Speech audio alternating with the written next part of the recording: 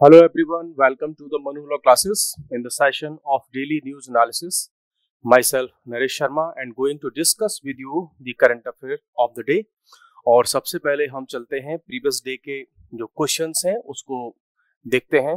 First question is under which article of the Indian constitution the names of the state can be changed.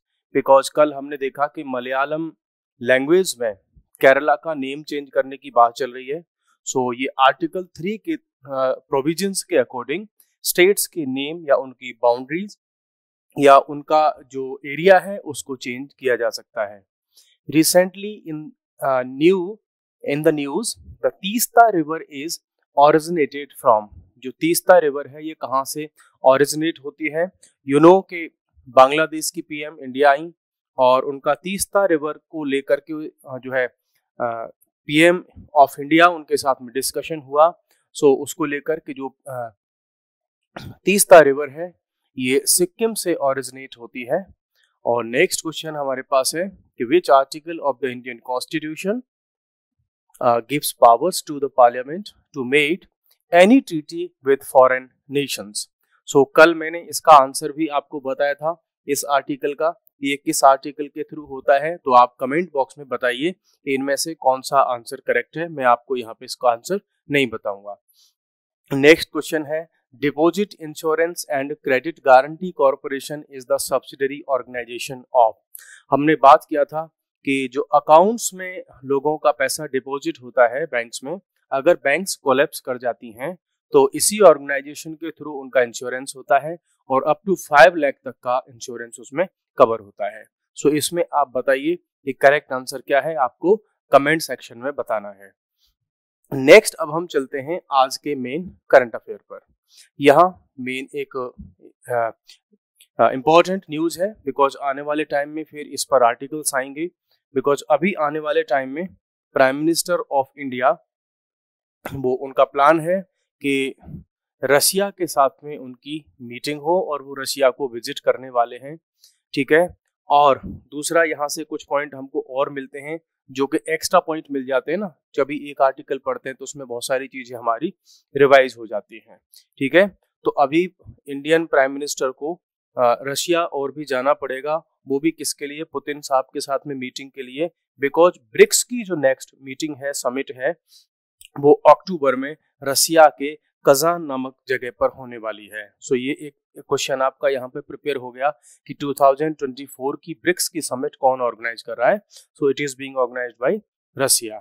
दूसरा हमारे पास में यहाँ से कुछ और भी पॉइंट्स मिलते हैं और वो पॉइंट क्या है कि शंघाई कोऑपरेशन ऑर्गेनाइजेशन, ठीक है, इसकी मीटिंग अभी होने वाली है कजाकिस्तान में. तो इस पर भी बात चल रही बिकॉज इंडिया ने इसमें जो प्राइम मिनिस्टर ऑफ इंडिया है वो इसमें नहीं गए थे. बाकी प्रेसिडेंट जो है शी जिनपिंग, इधर पुतिन, उधर पाकिस्तान के प्राइम मिनिस्टर शहबाज शरीफ, इनका भी उसमें जाना था. ठीक है. तो ये भी आपको क्लियर हो गया कि एससीओ की इस बार की मीटिंग कहाँ पर हुई थी, तो ये कजाकिस्तान में हुई थी. बाकी इंडिया के प्राइम मिनिस्टर जब रशिया को विजिट करेंगे, पुतिन साहब के साथ में उनकी मीटिंग होगी तो उससे एक न्यू प्रेसिडेंट क्रिएट होगा, एक नया ऑर्डर क्रिएट हो सकता है. बिकॉज कोई इंडिया में जब भी नई गवर्नमेंट बनती है लोकसभा का जो मीन्स न्यू इलेक्शन होता है, उसके फर्स्ट सेशन के बाद इंडिया में प्राइम मिनिस्टर की ये परंपरा रही है कि वो हमेशा अपने किसी नेबर कंट्री को, पड़ोसी कंट्री के यहाँ पर जाकर के पहली विजिट करते हैं. लेकिन अगर इस बार प्राइम मिनिस्टर मोदी चले जाते हैं रशिया, सो ये प्रेसिडेंट जो है वो ब्रेक हो जाएगा और वो पहले किसी नेबर कंट्री के पास जाने की बजाय वो सीधे कहाँ जाएंगे? रशिया जाएंगे. बाकी जब तक उन्होंने प्रॉपर इसका सेशन स्टार्ट नहीं हुआ था तो प्राइम मिनिस्टर की मीन्स अब जो थर्ड टर्म उनका स्टार्ट हो रहा है, उनकी पहली विजिट जो है G7 की मीटिंग के लिए हुई थी. कहाँ पर? इटली में. तो देखो यहाँ से हमने कई सारे पॉइंट्स डिस्कस किए इस छोटे से आर्टिकल्स के साथ में. बाकी फिर हम नेक्स्ट न्यूज पर चलते हैं. सो इनको आप नोट कर लीजिएगा, कल के क्वेश्चन में आपके लिए काम आएंगे और कल आपको कमेंट्स में फिर इसके आंसर बताने हैं. यहाँ से मैं क्वेश्चन आपके लिए फ्रेम करूंगा.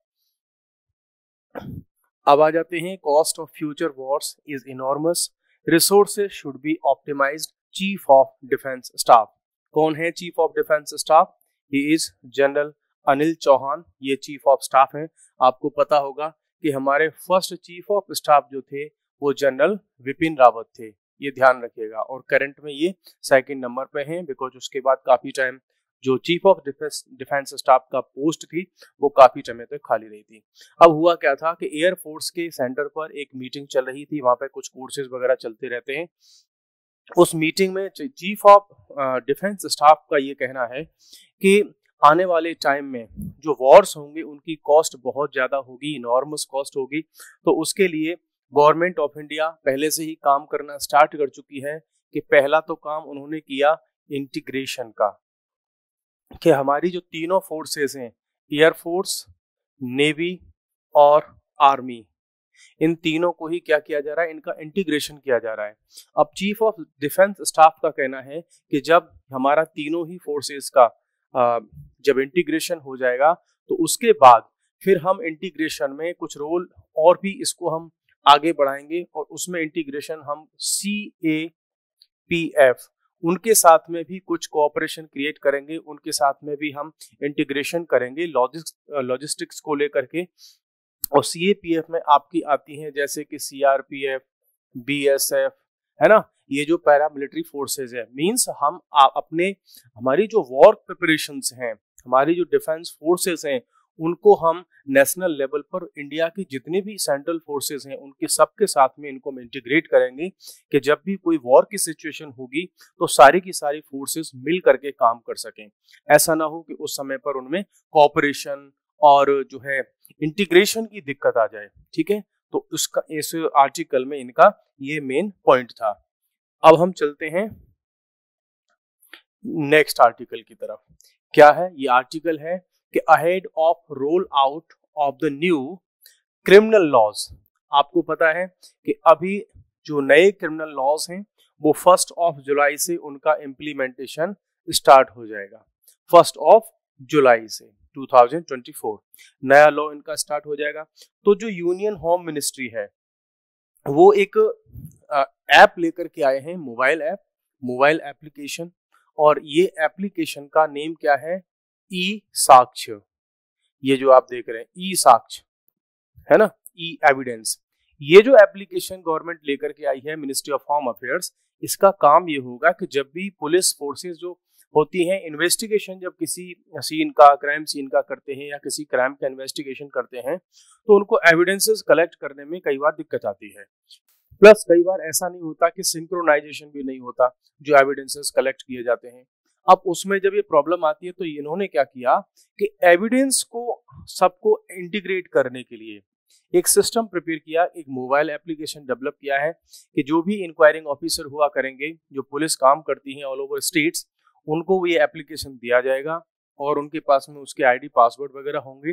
तो जब भी किसी केस की इंक्वायरी होगी, सपोज करो कहीं पर कोई मर्डर का सीन हुआ, मर्डर का केस हुआ, तो वहां पर जो पुलिस की टीम वहां पर उसको विजिट करेगी तो उसका वहां पर वीडियो रिकॉर्ड करेगी। जो भी जैसी भी सिचुएशन होगी 4 मिनट तक का ये वीडियो उसमें रिकॉर्ड हो जाएगा और बाकी और भी जो एविडेंसेस होंगे उनको उसमें रिकॉर्ड किया जाएगा और वो सेंट्रल डिपोजिटरी पर, मीन्स एक सेंट्रल प्लेटफॉर्म होगा, एक क्लाउड बेस्ड कंप्यूटिंग के थ्रू उस पर सिस्टम होगा, वहां पे सारा का सारा डेटा रिकॉर्ड होगा। और ये आने वाले जो न्यू हमारे लॉज हैं उनमें ये सारी चीजों को कंपलसरी कर दिया गया है कि अब वीडियो जो रिकॉर्ड्स हैं वो कंपलसरी होंगे बहुत सारे केसेस में जहां पर भी पॉसिबल है। ठीक है, अब इससे क्या होगा कि जो एविडेंस की प्रॉब्लम होती है कि कई बार एविडेंस की जो फाइल्स होती हैं, डॉक्यूमेंट्स होते हैं या और कोई वीडियोस होते हैं तो उनमें टेम्परिंग हो जाती है। अब इससे क्या बेनिफिट होगा, सपोज करो आज पहले ही दिन पुलिस वहां पर गई और उन्होंने कुछ वीडियोस रिकॉर्ड किए। अब कई बार क्या होता है कि जो पुलिस वाले होते हैं, इंक्वायरी ऑफिसर होते हैं, उनको कुछ पैसा दे दिया जाता है तो वो उन वीडियोस को डिलीट कर देते हैं। अब क्या होगा, इसमें मोबाइल पर ऑन द स्पॉट उस वीडियो को रिकॉर्ड करके तुरंत की तुरंत अपलोड कर दिया जाएगा। अगर वहां पर नेटवर्क का इश्यू है तो उनको रिकॉर्ड कर लीजिए थाने में जाकर के और उनको फिर से अपलोड कर दीजिए। तो ये वाला सिस्टम इसमें आएगा तो एविडेंसेस की जो प्रॉब्लम है काफी हद तक सॉल्व हो जाएगी। और देखो एक बेसिक सा क्वेश्चन, ऐसा ना हो कि आप कहीं एक छोटी मोटी सी गलती कर दें। ठीक है, और वो देखो क्या है कि अभी जो नए वाले लॉ आने वाले हैं ठीक है, उनको लेकर के आपको पता होना चाहिए कि एक्चुअल में क्या है। तो जो हमारा BNS भारतीय न्याय संहिता, ये रिप्लेस कर रहा है इंडियन पीनल कोड को, IPC 1860 को। भारतीय साक्ष्य जो है ये BS जो कि रिप्लेस करेगा इंडियन एविडेंस एक्ट 1872 को, और भारतीय नागरिक सुरक्षा संहिता BNSS ये रिप्लेस करेगा CRPC को, that is criminal procedure code. तो इसको आप ध्यान रखिएगा कि कौन सा एक्ट किस प्रीवियस एक्ट को, प्रीवियस लॉ को रिप्लेस कर रहा है, कि कहीं जल्दबाजी में आप ऐसी छोटी छोटी सी गलतियों को करके आ जाएं। ठीक है, तो ये इसमें इन्होंने क्या किया है, इसके थ्रू एक नया चेंज लेकर के आ रहे हैं। इसमें एक पॉइंट और हमको मिल रहा है कि BNSS mandates compulsory audio visual recording. Means ये जो BNSS है CRPC की जिसकी हम बात कर रहे हैं, अब इसमें कंपल्सरी कर दिया गया है कि ऑडियो विजुअल जो रिकॉर्ड करने ही होंगे, कि आपने वहां पर क्या सर्च किया, जैसे कई बार होता है ना, पुलिस तलाशी लेने जाती है, सर्च करने जाती है, उसका वीडियो रिकॉर्ड करना पड़ेगा। और seizure in each criminal case, आपने क्या आइटम्स, क्या एविडेंसेस, क्या संपत्ति, क्या पैसा, कोई मोबाइल, किसी का लैपटॉप, किसी के कपड़े, जो कुछ भी आपने वहां से सीजर किया उसका वीडियो बनाना कंपलसरी होगा। And mandatory forensic examination in all cases where in offence attracts punishment of 7 years और मोर।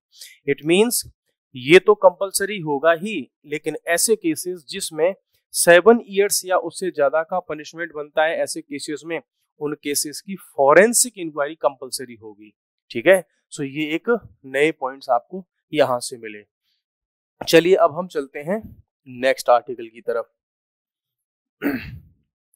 ये आर्टिकल क्या है, this is to just remind about the emergency, जो कि इमरजेंसी जो है 1975 में लगाई गई थी, 1975 में।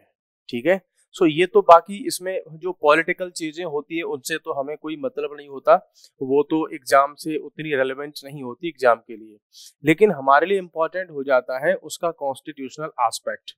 देखो, जब भी आप बात करोगे इमरजेंसी की, तो आपको पता होना चाहिए कि इंडियन कॉन्स्टिट्यूशन में इमरजेंसी की प्रोविजंस क्या है। सो आपको मैं यहाँ पर इस आर्टिकल का सारा जिस्ट बता देता हूँ कि देखो नॉर्मली ये क्या है, ये एक नेशनल न्यूज है कि अभी करंट गवर्नमेंट ने, सेंट्रल गवर्नमेंट ने इमरजेंसी की एनिवर्सरी मनाई, कि इमरजेंसी में कैसे कैसे जो है लोगों की liberty, freedom, thought, press, media, इन सब पर जो है रेस्ट्रिक्शंस लगा दिए थे, और उस समय के जो लीडर्स थे उन सबको उठा करके जेल में बंद कर दिया गया था। बहुत सारे लोगों के साथ में क्रूएलिटी हुई थी उस समय। तो ये तो उन्होंने यहाँ पर एनिवर्सरी मनाई, लेकिन आपको अपने एग्जाम पॉइंट ऑफ व्यू से पता होना चाहिए कि इमरजेंसी के क्या प्रोविजंस है। सो इंडिया में थ्री टाइप्स की इमरजेंसी जो है लगती है। पहली है हमारे पास में नेशनल इमरजेंसी लगती है, 352 आर्टिकल है इसका नंबर, कई बार पूछा गया है बहुत सारे एग्जाम्स में। फिर है प्रेसिडेंट्स रूल, इंडिया में प्रेसिडेंट रूल लगता है किसी स्टेट में कि अगर वहां की गवर्नमेंट कॉन्स्टिट्यूशनल प्रोविजंस के अकॉर्डिंग नहीं चल रही हो तो। नेक्स्ट हमारे पास में आता है फाइनेंशियल इमरजेंसी, आर्टिकल 360। तो देखो ये जो फर्स्ट वाली 2 है ये तो बहुत बार इंडिया में मींस लग चुकी है, मोर देन 1 टाइम, और सबसे ज्यादा तो ये आर्टिकल 356 का ही यूज हुआ है। लेकिन जो आर्टिकल 360 है ना, इसको लागू करने की फाइनेंशियल इमरजेंसी की सिचुएशन तो आई थी लेकिन लगाई नहीं गई थी। ठीक है, जो 1991 के आसपास का जो टाइम था जब इंडिया का जो है बैलेंस ऑफ पेमेंट का क्राइसिस आया था, तो उस समय की मैं यहाँ पे बात कर रहा हूँ। तो ये पॉइंट आपको यहाँ पर क्लियर कर लेने हैं। नेक्स्ट अब हम चलते हैं, देखो इमरजेंसी के बारे में और क्या क्या क्वेश्चन प्रीवियस ईयर्स में आए हुए हैं वो पूछ लेते हैं। उस समय का प्राइम मिनिस्टर कौन थे जिस समय इमरजेंसी लगाई गई थी, किस डेट को लगाई गई थी, किस ईयर में लगाई गई थी, है ना, किस आर्टिकल के थ्रू लगाई गई थी, क्या क्या उसकी प्रोविजंस थे। तो ऐसे क्वेश्चंस वहां से आते हैं। अब आ जाते हैं हम, UP cabinet clears ordinance to curb exam paper leaks. You know कि ऑल ओवर इंडिया ऐसे बहुत सारे एग्जाम्स होते हैं जहां पर बार बार वो लीक हो जाते हैं। तो हालांकि नेशनल लेवल पर भी सेंट्रल गवर्नमेंट अपना एक एक्ट लेकर के आ चुकी है, उसका इम्प्लीमेंटेशन भी स्टार्ट हो गया 21 जून से, लेकिन यूपी गवर्नमेंट भी अपना एक जो है ऑर्डिनेंस लेकर के आई है। आपको पता होगा कि ऑर्डिनेंस की जब हम बात करते हैं तो स्टेट गवर्नमेंट का जो गवर्नर होता है आर्टिकल 213 के थ्रू जो है ऑर्डिनेंस पास किया जाता है गवर्नर की तरफ से। ठीक है, तो ये भी क्या लेकर के आ गए हैं, एक ऑर्डिनेंस लेकर के आए हैं। ऑर्डिनेंस तब आता है जब लेजिस्लेटिव असेंबली या लेजिस्लेटिव काउंसिल, जहां पर दोनों हैं वहां, तो दोनों अगर वो सेशन में नहीं है और उस समय कोई ऐसी इमरजेंसी है, अर्जेंसी है लॉ बनाने की, तो उसके लिए ऑर्डिनेंस का रूट यूज किया जाता है। तो ये तो हो गया आपका इसका कॉन्स्टिट्यूशनल प्रोविजन। इस एक्ट के थ्रू उन्होंने क्या किया है कि awarding jail term of 2 years to life imprisonment and fines up to 1 crore. ये किसके लिए है कि यदि कोई भी ऐसा कोई पर्सन, कोई ऑफेंडर, कोई गैंग, कोई मिलकर के ऑर्गेनाइजेशन, ये अगर किसी एग्जाम को लीक करवाते हैं या उसमें कुछ भी टैंपरिंग करते हैं, तो उनकी मिनिमम जो जेल होगी वो 2 years होगी, मैक्सिमम लाइफ इम्प्रिजनमेंट तक हो सकता है, मींस पूरी लाइफ उसको जेल में बितानी पड़ेगी। बहुत अच्छा लॉ हमको ये लगा। दूसरा, इसमें फाइन हो सकता है अप टू 1 करोड़ रुपीज का, कि अगर आप एग्जाम पेपर जितने भी होते हैं, गवर्नमेंट के एग्जाम्स होते हैं या एंट्रेंस एग्जाम्स होते हैं, उसमें कुछ भी ऐसा गलत करते हो। ये क्यों आया कि गवर्नमेंट के अगेंस्ट में बहुत सारी चीजें आई, मीडिया में भी बहुत कुछ हुआ, सोशल मीडिया पर भी स्टूडेंट्स ने, पेरेंट्स ने बहुत बड़े कैंपेन्स वगैरह चलाए, बिकॉज यूपी में यूपी पुलिस के कांस्टेबल का एग्जाम था, वो लीक हो गया। यूपी पीसीएस का एग्जाम था, उसमें भी पेपर लीक हो गया। यूपी में आरओ का पेपर था, वो भी लीक हो गया। ऐसे बहुत सारे केसेस हुए, तो गवर्नमेंट फिर स्ट्रिक्टली एक लॉ लेकर के आई है। इसमें आपको और क्या क्या जो है इंपॉर्टेंट पॉइंट्स यहाँ पर आप देख सकते हो कि ये है कि the financial burden will be recovered from the paper solving gang and the institution. कई बार क्या होता है कि पेपर सॉल्वर्स के पूरे गैंग चलते हैं। अब सपोज करो कि कोई एक एग्जाम होना है यूपी पीसीएस का, है ना, और यूपी पीसीएस में कई लाख स्टूडेंट्स जो है, कैंडिडेट्स ने अपना एग्जाम दिया, और सपोज करो ये पेपर लीक हो गया, है ना। सो इस पेपर को कंडक्ट कराने में गवर्नमेंट के हंड्रेड्स ऑफ करोड़ रुपीस कई बार खर्च हो जाते हैं, क्योंकि सेंटर्स वगैरह लिए जाते हैं, पेपर की प्रिंटिंग होती है, पूरा ही पेपर कैंसिल हो जाता है। तो सारा जितना भी पैसा उसकी वजह से क्या हुआ, मींस जो है वेस्ट हो गया। तो इसके जो प्रोविजंस हैं इस ऑर्डिनेंस के, वो ये कहते हैं कि जो जितना भी मनी खर्च हुआ, एक्सपेंडिचर उसमें आया, वो सारा का सारा पैसा ऐसे एग्जाम सॉल्वर गैंग से, ऐसे किसी इंस्टीट्यूशन से पूरा का पूरा वसूल लिया जाएगा। चाहे उसकी जमीन बेचनी पड़े, उसका घर बेचना पड़े, उसकी प्रॉपर्टी, उसका खेत, जमीन जायदाद कुछ भी बेचना पड़े, ऐसे लोगों से ही उस पैसे की रिकवरी की जाएगी। सो ये बहुत बड़ा एक अपने आप में स्टेप है, तब जाकर के हम ऐसे जो पेपर में चीटिंग्स वगैरह को ऑर्गेनाइज करवाते हैं उसको शायद हम रोक पाए। फिर है कि जिन एजेंसीज को एग्जाम कराने की रिस्पॉन्सिबिलिटी मिलती है उनको लाइफ टाइम के लिए इम्प्रिजनमेंट किया जा सकता है। ये भी एक अच्छा लॉ है। बाकी आप के पास में क्या आइडिया है, आप भी बताइए कि कैसे हम एग्जाम्स में जो चीटिंग होती है, जैसे नीट का एग्जाम है उसमें चीटिंग हुई और उसको लेकर के बहुत सारा नेशनल लेवल पर जो है र्यूमर हुआ। नेक्स्ट हमारे पास में जो हम नीट की बात कर रहे थे उसी को लेकर के है, और इसमें क्या है, प्रिवेंटिंग अनदर नीट फियास्को। यहाँ पर ये बात कर रहे हैं कि ऐसा फिर से ना हो, है ना। अगर ऐसा फिर से हुआ तो हम उसको कैसे रोक सकते हैं, प्रिवेंटिंग अनदर नीट फियास्को, जैसा अभी नीट में हुआ ये फ्यूचर में ना हो, उसके लिए हम क्या क्या कर सकते हैं। उन्होंने इसमें इसके लिए एक आर्टिकल लिखा है, मिस्टर राजीव कुमार है ना, a former computer science professor है आईआईटी खड़गपुर से, है ना। तो अब अगर हम इसको देखेंगे तो इसको मैंने इसके मेन पॉइंट्स निकाले हैं, जिन्होंने टोटल इसमें 11 से 12 पॉइंट्स पर उन्होंने बात की है। वो क्या क्या पॉइंट्स हैं मैं आपको यहाँ पे समरी इसकी बता देता हूँ।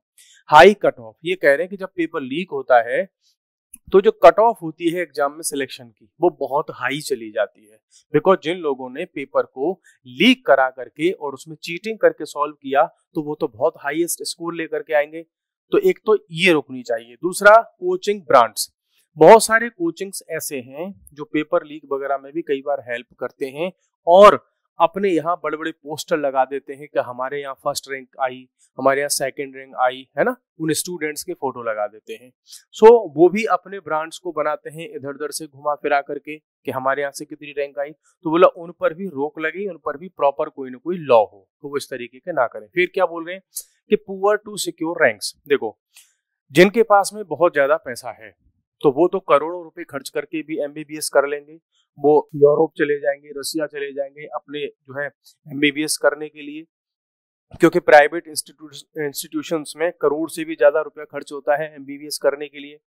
लेकिन जो गरीब लोग हैं, जिनके पास बहुत ज्यादा पैसा नहीं है, मिडिल क्लास पीपल जो हैं, वो क्या करते हैं, अपने बच्चों को पढ़वाते हैं कोचिंग्स में, जिससे कि वो अच्छी रैंक सिक्योर कर सकें और गवर्नमेंट के खर्चे पर, मींस कम खर्चे पर उनका क्या हो जाए, एमबीबीएस जो है कंप्लीट हो जाए। सो असल में सबसे ज्यादा लॉस अगर किसी का होता है तो पुअर पीपल का होता है, और वही इसमें सबसे ज्यादा क्या है, वल्नरेबल सेक्शन है ना।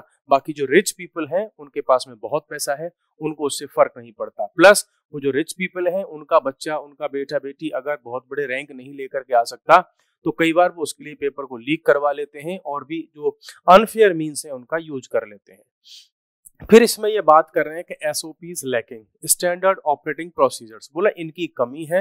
नीट का एग्जाम को जब हम स्टार्टिंग से लेकर के रिजल्ट आने तक की अगर हम बात करें तो उसमें बहुत सारे बीच में लूप होल्स हैं।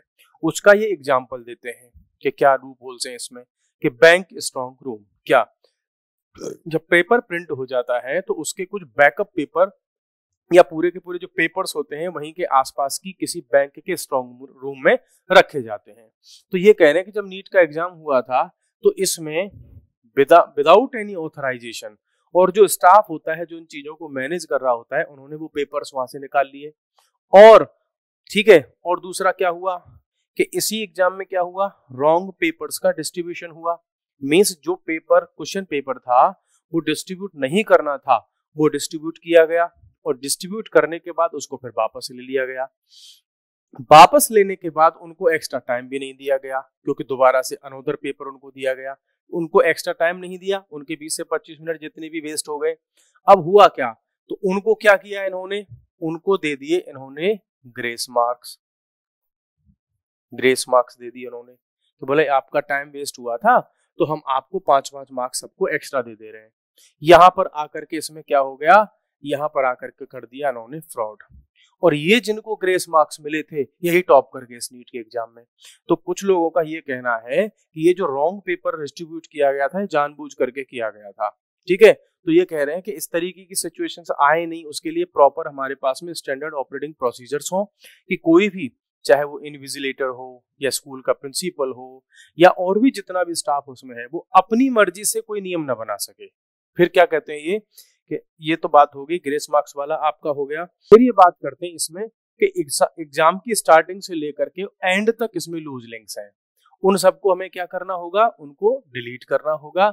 और जितने भी इसमें स्टेक होल्डर्स हैं सबको लेकर के बात हो। हालांकि एनटीए की एक कमेटी बनाई गई है और उस कमेटी के अंदर में पेरेंट्स, स्टूडेंट्स, सबसे उनके आइडियाज को इनवाइट किया गया है। आप भी वेबसाइट पे जाकर के अपने आइडियाज को सजेस्ट कर सकते हैं कि कैसे ऐसे एग्जाम्स पेपर्स में लीकेज को हम रोक सकते हैं। अब आ जाते हैं, will the Agnipath scheme be revamped. आप सबको पता होगा कि अग्निपथ स्कीम आई थी और 2022 में आई थी, और जिसको 14 जून को स्टार्ट किया गया था। ठीक है, उसमें क्या था कि पहले जहां पर आर्मी में, नेवी, एयरफोर्स, इनमें जितने भी रिक्रूटमेंट होते थे वो स्टार्टिंग्स में ही परमानेंट हो जाते थे। इसमें क्या किया गया कि जो 25% होंगे पूरे रिक्रूटमेंट में से, उनमें से 25% को क्या रखा जाता है, परमानेंट रखा जाता है 25% को। बाकी जो बचा हुआ 75% है वो वापस चले जाते हैं आफ्टर 4 इयर्स।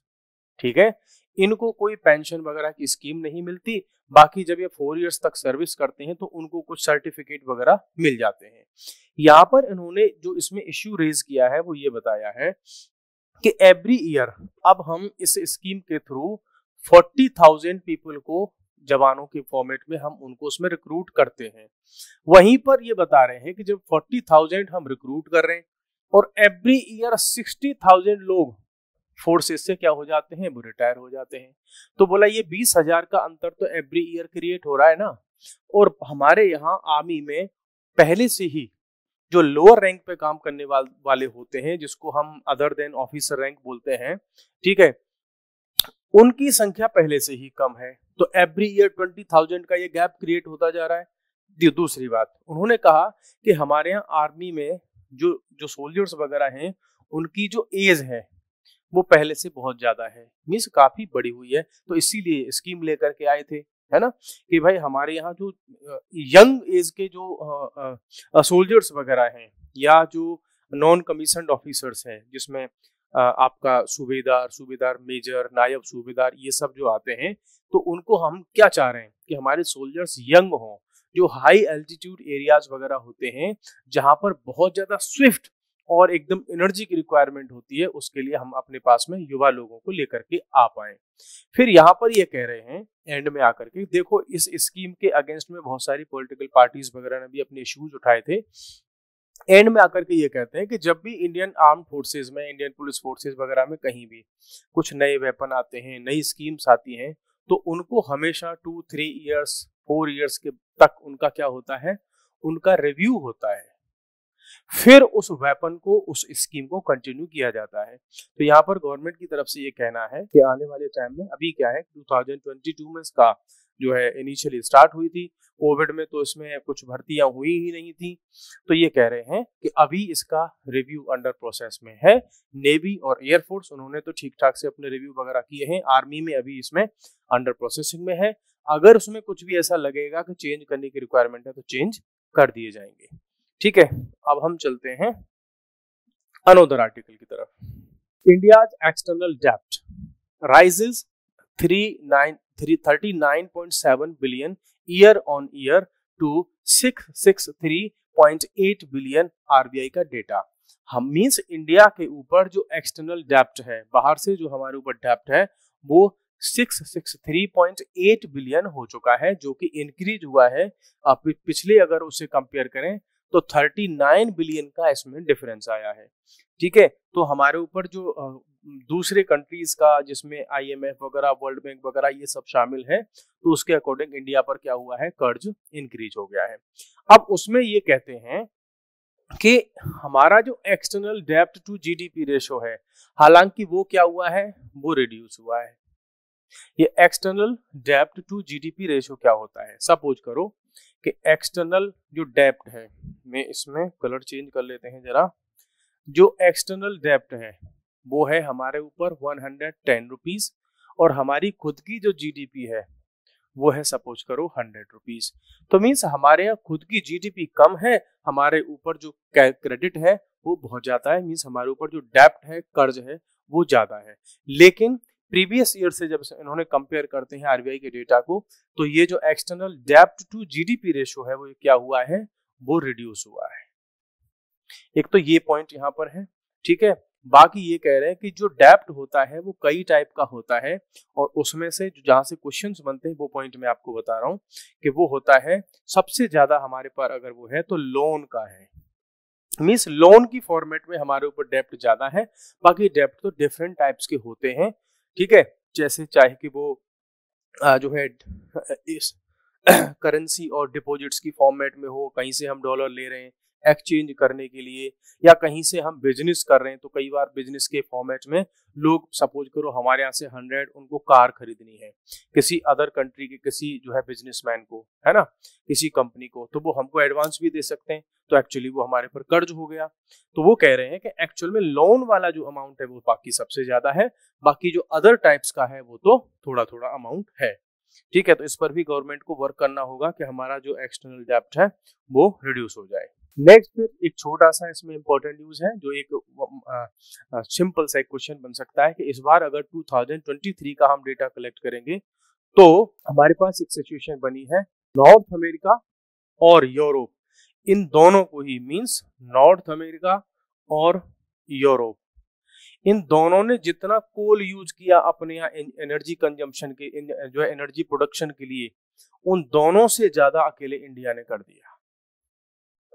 तो ये अपने आप में बड़ी बात है। ठीक है, तो ये इतनी सी इसमें न्यूज थी, लेकिन हाँ ये अपने आप में काफी इंपॉर्टेंट है, बिकॉज एक तरफ तो we are saying that we are going to transform our energy sector from the fossil fuel based economy to the, जैसे कि सोलर बेस्ड इकोनॉमी, या जो है अदर टाइप की इकोनॉमी है जिसमें बहुत ज्यादा एमिशन नहीं होता कार्बन डाइऑक्साइड का। लेकिन भाई हम तो जो है बाकी सारी कंट्रीज से, जैसे नॉर्थ अमेरिका में तो बहुत सारे कंट्रीज हैं, उधर यूरोप में बहुत सारे कंट्रीज है, सबसे हम आगे निकल गए, इतना कूल हमने कंजम्पशन किया। नेक्स्ट है हमारे पास में ICC issues arrest warrants for Russian army chief ex minister. अब जो इंटरनेशनल क्रिमिनल कोर्ट है उन्होंने अरेस्ट वारंट इश्यू कर दिया, हालांकि इन्होंने पहले पुतिन साहब के अगेंस्ट में भी किए थे, तो बाकी कुछ कर तो ये पाए नहीं, है ना।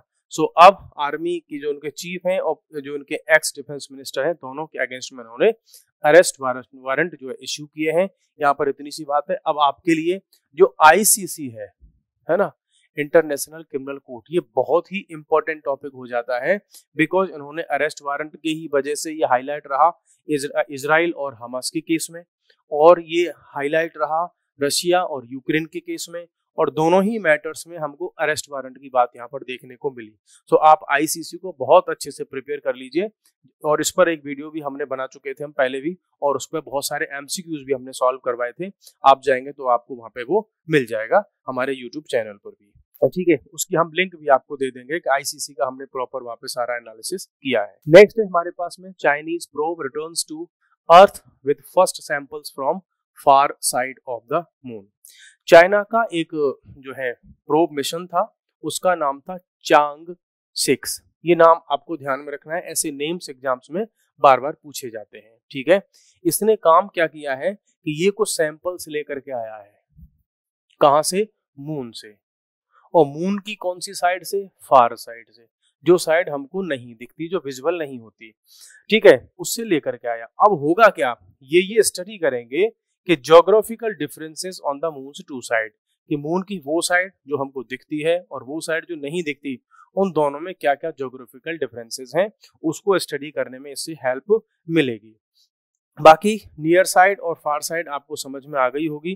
जो नियर साइड है जिसको हम देखते हैं वो नॉर्मल फ्लैट वाली साइड है मून की, और जो साइड हमको नहीं दिखती अनदर साइड है वो है उसकी माउंटेन वाली साइड, मींस वहां पर बहुत ज्यादा माउंटेन्स वगैरह हैं, और वहीं पर जो ये चांग 6 है चाइना का, इसने लैंडिंग की थी और वहां से बहुत सारा मटेरियल ये लेकर के आया है। इससे पहले रसिया और यूएस के भी प्लेन्स वहां पर गए थे, उनके मिशंस गए थे, लेकिन वो ऊपर ऊपर की मिट्टी लेकर के आ गए बस। लेकिन चांग 6 जो है, ये चाइना का कहना है कि ये थोड़ा मिट्टी अंदर से खोद करके भी ले आया है, ठीक है, और मल्टीपल लेयर्स से लेकर के आया है। ऐसा नहीं कि बस ऊपर ऊपर की मिट्टी रेत लेकर के आ गए, नहीं, ये काफी जगह से डिफरेंट लेयर्स का मटेरियल लेकर के आया, और इससे स्टडी करने में बहुत हेल्प मिल सकती है, ठीक है। एक second, death by oxygen deprivation, science वाला जो पोर्शन है उसमें ये आर्टिकल आता है, एवरीडे कुछ ना कुछ आता रहता है उसमें। तो इस बार ये लेकर के आए हैं, और इश्यू का नाम है पोटेशियम साइनाइड। ये एक जहर है, पॉइजन है, और इसकी वजह से लोगों की बहुत जल्दी ही डेथ हो जाती है। इस पर इन्होंने बेसिक सी बात ये की है कि जो लंग्स होते हैं, मैं आपको इसको शॉर्ट में बता रहा हूँ, लंग्स से जो ऑक्सीजन है वो ब्लड के थ्रू जाता है हमारी बॉडी को, बॉडी के सारे ऑर्गन्स को, किसके थ्रू, ब्लड के थ्रू। ये जो आइसोसाइनाइड है जिसको हम पोटेशियम साइनाइड बोल रहे हैं, ये क्या करता है, हमारे ब्लड में जो हीमोग्लोबिन होता है उसमें आयरन के जो है पार्टिकल्स होते हैं, नॉर्मल वो वाला आयरन नहीं, ठीक है। जो आयरन होता है, हीमोग्लोबिन होता है, वो एक्चुअली में ऑक्सीजन को ले जा करके उसको ट्रांसपोर्ट का काम करता है। लेकिन ये जो पोटेशियम साइनाइड है, इस ऑक्सीजन की ले जाने की कैपेसिटी को रोक देता है और खुद वहां जाकर के बैठ जाता है, ठीक है। तो ऑक्सीजन की सप्लाई को तुरंत ब्लॉक कर देता है पूरी की पूरी बॉडी को, और उससे हो जाती है फिर किसी भी ह्यूमन की बहुत ही फास्ट डेथ होती है। इसको मोस्टली इंटेलिजेंस एजेंसीज वगैरह होती है वो यूज करती हैं। इसमें आइसोसाइनाइड भी होता है, पोटेशियम साइनाइड होता है, ये बस इंसान को इतना सा आपने चटा दिया तो 2-4 मिनट के अंदर डेथ हो जाएगी। आप हॉस्पिटल ले भी जाओगे तब भी कोई चांस नहीं है कि वो बच जाए, ठीक है। तो ये ऐसा जो है बहुत सारी जगह पर यूज होता है।